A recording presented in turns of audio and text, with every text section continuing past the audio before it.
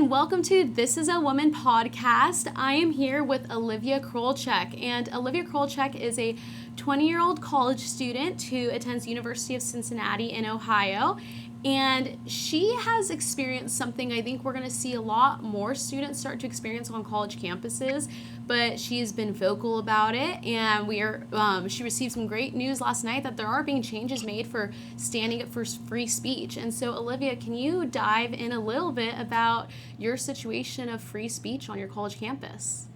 Of course. And by the way, if I have anything to say about it, we will not be seeing this more often on campus. I hope we can. But yes, I can give you a little more background about the whole situation that happened. I am a student at University of Cincinnati taking a lot of summer classes to hopefully graduate early. And I decided to take women's gender studies and pop culture because it's an expedited 3-week course that's 3 credits, and it fulfills the DEI diversity requirements at Cincinnati to graduate. Every student needs those, along with free electives to reach 120 total credits. So I decided to take this class because it kind of fit all the requirements I needed, and it was super quick, so why not? And we had a project about feminism, and it was super broad. We could pick any topic as long as it related to feminism, and we just had to use 3 sources from class, whether it were notes, books, lectures, anything that she has shared with us to support our topic.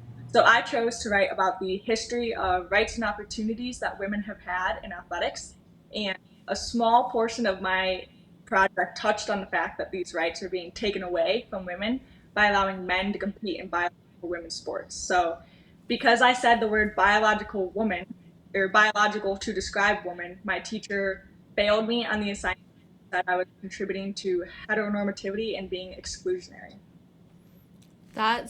It's so unfortunate to see that on a college paper where you should be graded off of facts and truth, and also making sure you have well-written paragraphs and essays, that you were marked down for doing exactly that. And you actually sent me the paper you wrote, and it's such a well-written paper. And I'm looking at it, and I'm like, why would this not receive an A? And there's nothing on it that's not facts. And so I just want to read through a little part that you wrote, and this is the part that you got ultimately led to your 0. And on your paper you stated, while it is extremely important to recognize and protect transgender rights, it is equally important to do that for women in their sports. Although a very controversial take, I will demonstrate the lack of support being shown for biological women who wish to compete fairly among other biological women, while acknowledging the science behind a male figure having biological advantages, regardless of hormone therapy, etc. And so that's what you had to write. And you went out of your way to acknowledge, I'm not trying to say that people that are trans identifying shouldn't have rights. I'm not trying to say, here on this, you're basically saying everyone that is on this earth, on this planet, in this nation should have rights. But you're acknowledging that biological women are losing their rights, which is 100% correct. And by acknowledging that, you got a 0. And so how is that affecting your grade, and how is that also affecting your beliefs and values? Yeah, so this whole project was actually worth half of my grade, and the assignment that I turned in specifically was part 1 of 3. So it was 20 points, but that's a large majority of my grade overall. So when I failed that, I was now having a failing grade in the class, which was a big shocker to me because I usually don't fail classes. So the whole project was 100 points, which was half of the 200 that the class was out of. And I still can't believe that this is happening. Who fails someone because of one word? And you know what? It just confirmed my beliefs that we have a huge problem happening in our schools now, because using the term biological to describe women was kind on my part, and I went out of my way to do that because I was trying to say, hey, there is a difference in a respectful way, in the same way that trans to describe a woman is exclusionary of those who were born as female. So I didn't think I was contributing to an issue, but she saw it otherwise. Yeah, and it's so interesting. Just 3 years ago, if someone were to say, "Oh, a biological woman," you don't even need to emphasize the biological end. Everyone knows what a woman is. And now we have a Supreme Court justice who can't even tell us what a woman is. We're seeing people across the country, they can't tell you what a woman is. And you know what a woman is, you know there's a difference between biology, and yet you went out of your way again to emphasize, I'm talking about biological women, women that are born females, women that know and acknowledge that they're females, the sex they were born, and she still docked you. And so after this happened, you posted a TikTok, correct?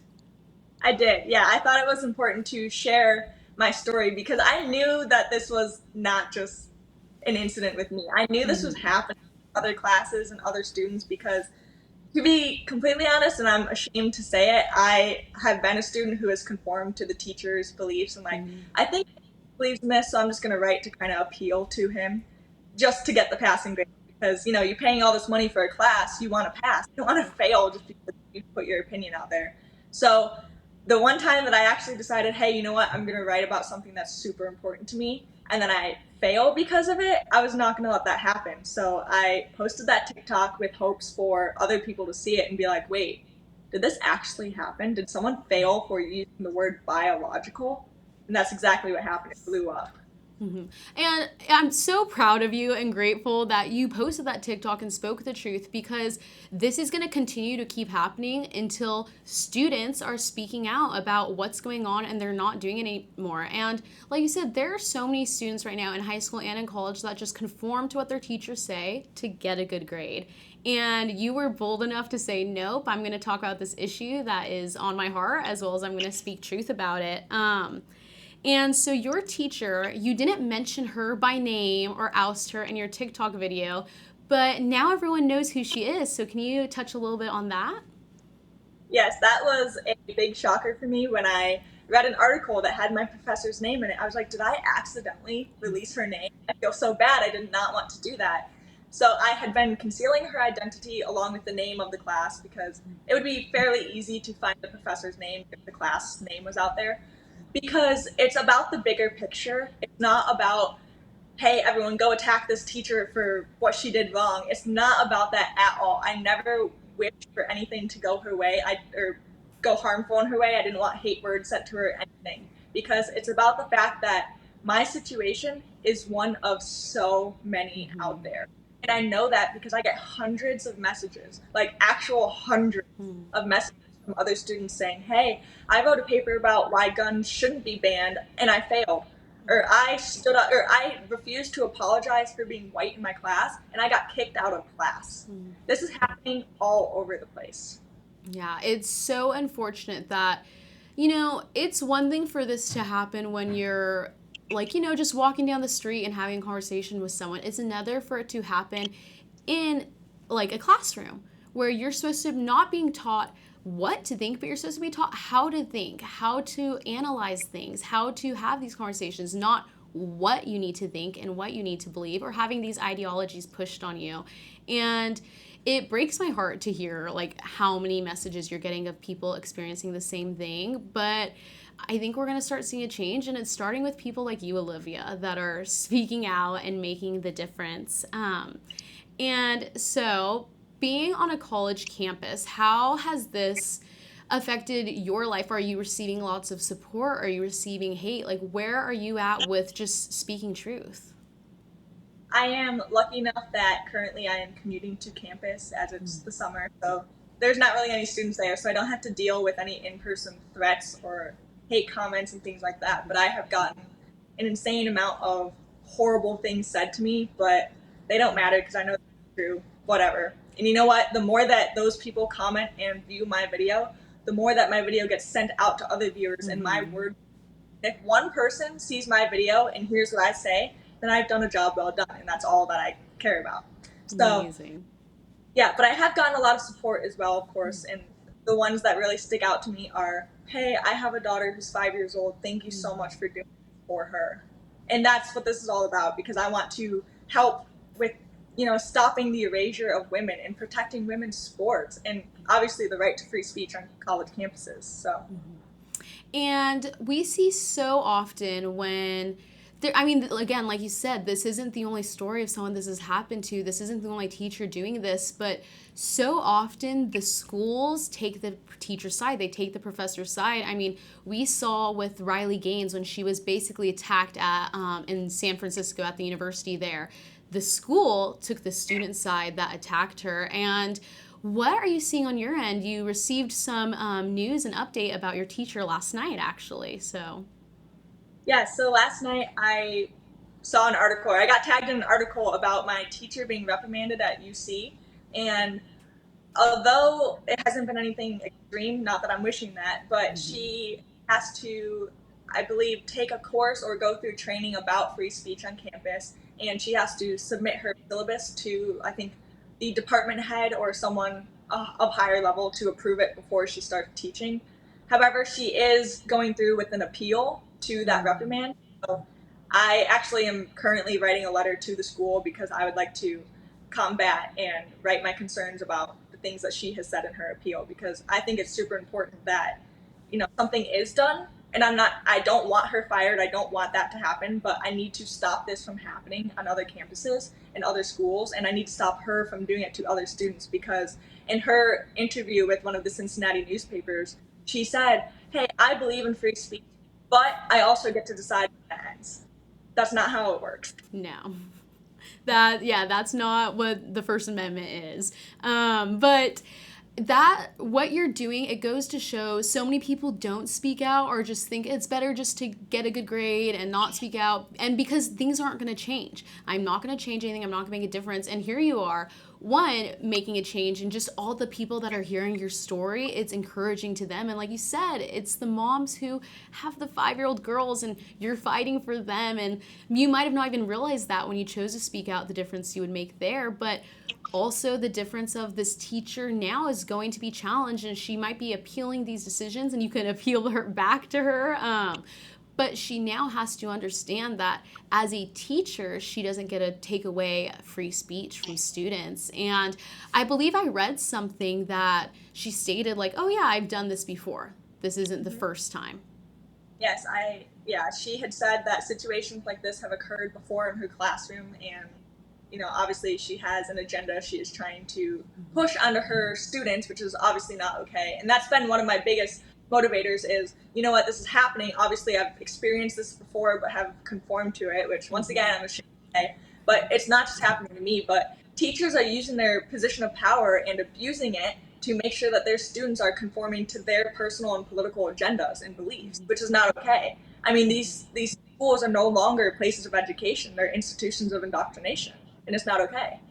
Exactly. And for you, it happens to you, and you're older, you know what you believe, you know the truth. But this is happening down in elementary schools and junior highs where these students, my teacher's telling me this, oh, I should trust them. They're my teacher. They know what's best. And so luckily you have your grounds that and then you're willing to stay on.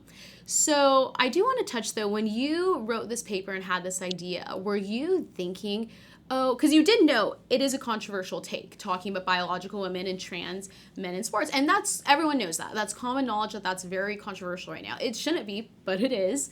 But when you wrote this paper, and did you expect a 0? Did you think this was going to happen? Or did you think I'm just telling the truth? No, I honestly, because of the way that I worded my paper, I thought I was being extremely respectful and kind, and I was doing my best to avoid the situation. Not that I actually thought it would happen, but then I got the notification that my grade went down to an F, and I was like, wait, what? And I actually laughed when I read what she wrote, because I didn't believe it. I am so shocked that someone would do something like that and be that extreme about one word. Yeah, and I have right here what she wrote to you when you received your grade, so I want to read that so everyone can kind of be familiar. When she graded your paper, she wrote, "Olivia, this is a solid proposal. However, the terms biological women are exclusionary and are not allowed in this course as they further reinforce heteronormativity. Please reassess your topic and edit it to focus on women's rights, not just females, and I'll regrade." And the first thing I noticed is she started off with saying, "Olivia, this is a solid proposal." And then if you go back to what your teacher said you needed to do to get a good grade, she said, "This exercise is developmental. Thoughtful proposals submitted on time will receive full credit." Exactly. Yeah, exactly. So that's the first thing I noticed. Interesting. And we already touched on biological women being reinforcing heteronormativity, which is ridiculous. It's just reinforcing reality and truth. But then she wants you to focus on women's rights on your paper and not females. But are females not women? That's a good question, because I thought women were just adult females, but I mean, I know what she's trying to say, but it's not correct. Yes, all reality and common sense is out the door. I wanted to know, just with what you're experiencing in going through this, what advice could you give to other students that might want to not say anything or might want to conform to their teacher, or other students that are ready to say, I'm here to speak the truth? What advice could you give to them? It's time to stop conforming. And I know there's so many people out there doing it, because once again, the messages I receive are, hey, I conformed to this and now I feel bad about it. Like, I should have said something. Yes, you should. You still can. Just because it was in the past doesn't mean you can't say something now. And you know what? It was so scary at first when I noticed that this video was actually blowing up. It had more than a couple hundred views. I was like, wait, we're at almost 1 million now. And then all of a sudden I'm going live TV and I have a bunch of interviews and I'm like, I can't do this. I'm not prepared for this. And then I remember hearing from Riley Gaines, actually. He had said interview or speech. She said, I was not prepared for this. I got thrown into this. I'm still not ready for this, but I'm doing it. And that's when I was like, okay, I can do it. I'm never going to be ready for this kind of a thing, but I'm just going to do it. Because if I don't, then no one else is going to. And I am so glad to be that person who hopefully motivates others to stand up for what's right. I love that. And for the topic you touched on, female sports, you said that is something that you feel really strongly about what's going on. And could you share a little bit about why this issue of men and women's sports is so heavy on your heart? Yeah, I actually ran for 9 years in cross country and track. I ran the first semester of college as well. However, the last 2 years of my running career, I was dealing with a really bad hip injury that ultimately led no longer being able to run. So from the experience I had with training all throughout high school, junior high, and college, you train very closely with the men's division and men's group. That's just how sports are, and I'm sure a lot of sports are like that. And you can tell the difference when the slowest boy runner is faster than the fastest girl in the nation at that grade. You're like, should that boy really be competing against girls? No. And it's so obvious to me. So to see these high school girls at track meets and then on the podium there's men, and cyclists, they're losing these races to men, boxers. I mean, at what point is it just enough? Women are no longer going to have these rights and opportunities that they fought hard to get in the first place. They're just being taken away just like that. Yep. And we're just standing behind what happens. Mm-hmm. And, this whole issue with your paper and what's going on in society, it's, you're in this women's gender studies and pop culture class. You're talking about women's rights, and there should be no one more upset about what's happening to women's sports and women's rights than the feminists. And they're nowhere to be found. They're taking the side of men, as well as where are the men at standing up to defend the women and the girls? And so I think it's so amazing that people like you, I mean, you're 20 years old, you're in college, you played sports, like people like you are what we need to stand up and make a difference. And you're already making such a big difference. And it's empowering to girls. I mean, what is a message you feel like you would want to share to younger girls? I mean, there's so many girls that listen to this podcast that are in their early teens that play sports. And I know that's such a heavy topic for them right now, but what advice could you give to them about staying strong? To those athletes in specific, the ones who have trained so hard, every single athlete trains so hard, whether you're the fastest girl or the slowest girl, or you're on the bench half the time, or you play the whole time on the field. It doesn't matter what kind of athlete or how good of an athlete you are. You have trained so hard to get to the point you are at, and you only have up to go. So don't stand by and let someone else take those opportunities from you. Don't be afraid of what other people are going to say, because in the end, you're right, and you have so much support. And I mean, hundreds of supporters, thousands of supporters. You have so many people behind you on this. So don't be afraid to speak up. Perfect. And that's, again, it's so empowering for young girls to hear that right now. And that's why I want this podcast, and I wanted you on this podcast to say, here is a woman who has experienced hate, has had people try to take away her free speech, who also has played sports, and she's able to sit here and tell you can still do it and you can fight for what's right. And it's just super empowering. And with all this going on, you kind of started making your own like shirts and sweatshirts and all that. Do you want to give us a good shot of your sweatshirt so we can see that? Amazing. Biological woman. And yes. And so what made you decide, all right, I'm going to throw this on shirts and sweatshirts and get this going? Just spread the word. There you go. I mean, it's such like an iconic thing, my teacher failed me, biological woman, so I'm going to make sure that everyone in America is wearing a shirt that says biological woman, because that's what I am. And you know what, there's so many of us and no other woman. You are either a biological woman or a biological man, and that's a fact. So I put it on a shirt. I love that. And is there a way people can purchase these items, or where can they find the shirts and sweatshirts? Yes, it's actually on www.thebiologicalwoman.com, and it's also linked in either my Instagram, Twitter, somewhere on there. Perfect. And on that note, what is like your Instagram, Twitter, like what's the best way people can follow along with your story and find you and all that? It's just my first and last name, something like that. And I just have a YouTube channel, and hopefully I'll start posting more videos on there. Obviously, it's been a very stressful last few weeks, busy with a lot of different things, but I'll get to it eventually. Amazing. And for all those listening, or if you're watching the video, I'll put all of Olivia's like social media and everything in the caption, so you guys will all be able to follow along with her story. Olivia, I just want to touch on me, myself. I'm a Christian, and I just know that God puts things into our lives for a reason. And it might always seem, why are you doing this, God? And it's like, okay, trust God. He's got a plan. And so for me, like hearing your story, I'm like, he placed this like on you and gave this to you because he knew you were going to like take it, and he knew that you were going to be able to do big things with it and make a difference and make a change and stand up for all these girls and truth. And so how are you with that? Do you see it that way, or where are you kind of along the lines with that? For sure. I definitely struggled with my faith growing up because I was forced to go to religious education, and I was like, why do I have to go there after I've been to school all day? And it just turned me away from it. And I definitely realized the instant my video started blowing up, I was like, wait, there's a reason this is happening to me. Like, there is a reason. I know that. I wasn't sure at that moment why, but then when things started rolling and interviews came in, and all of a sudden all these things were happening, and I was like, oh, that's a coincidence. How did I meet this person? How did this happen? Blah, blah, blah.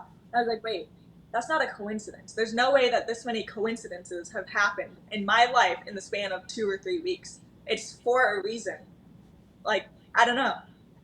I'm here to do this, and now I know that. Like, there's a reason this is happening to me and not someone else. Yes. And one of the Bible verses that I've kind of lived by when I was like, God, why are you putting this in my life? And same thing, is there a reason for this? Is Jeremiah 29:11. And it's, for I know the plans I have for you, declares the Lord, plans to prosper you and not to harm you, to give you a hope and a future.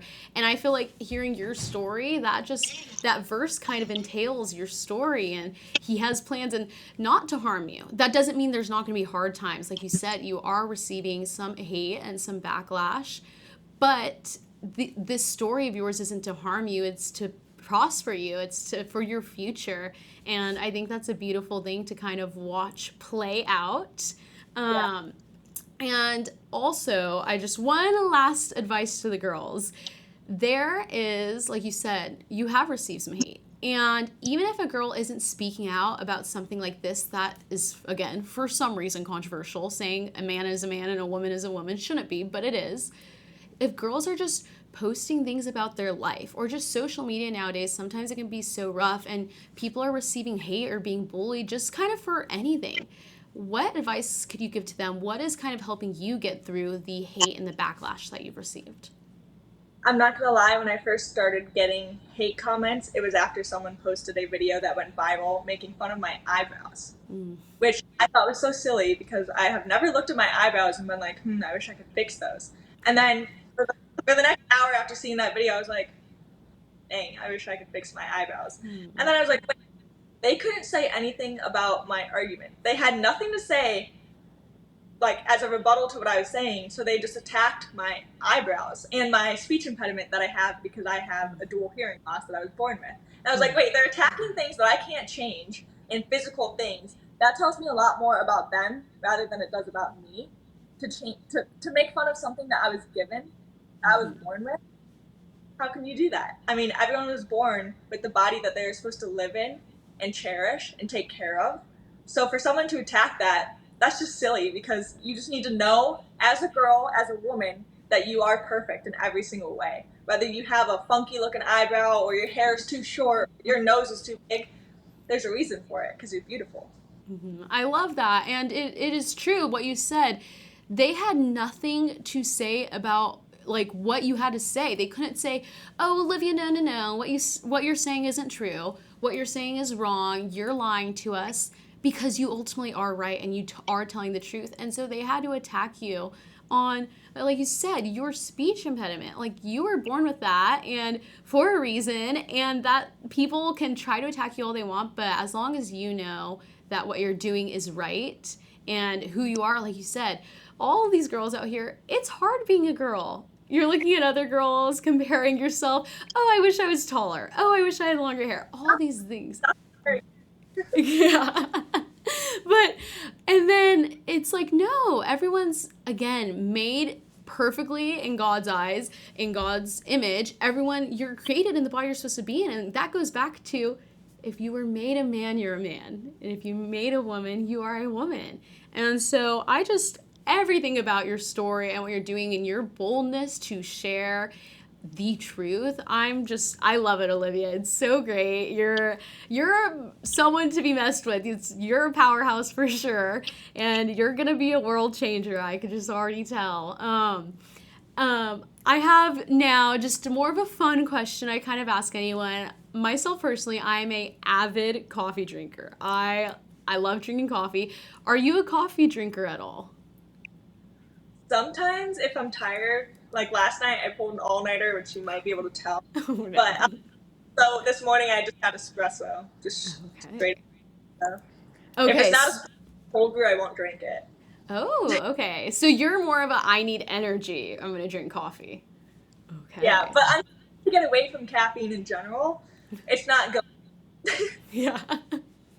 That is fair. That's such a good point. Okay. But I guess that answers my question. I was going to say, what's your favorite coffee? But your go-to when you need energy, not when you enjoy drinking coffee, cold brew or espresso, which I love that. I love cold brew, so that works. I'll still like you, Olivia, just because you're not a huge coffee drinker. But Olivia, I am so grateful for you to be on this podcast and sharing your story, and I can't wait to see the changes you make in this world. You're already making so many big changes, the people you inspire. And if you could I'm just going to open the floor for if you want to just leave one piece of advice, a saying, anything that's kind of on your heart where you're like, I want people to hear this. I'm just going to leave it up to you. I mean, it seems super simple and might sound a little dumb, but just speak up. Just say something. If you write a letter, if you post a video, if you make a phone call, if you send a text message, speaking up, it matters. One little word, it matters. So just speak up. Amazing. Well, thank you so much for all you're doing, Olivia, and thank you so much for being on This Is a Woman podcast. And again, I'm looking forward to see where your story continues to grow. Thank you so much for having me on.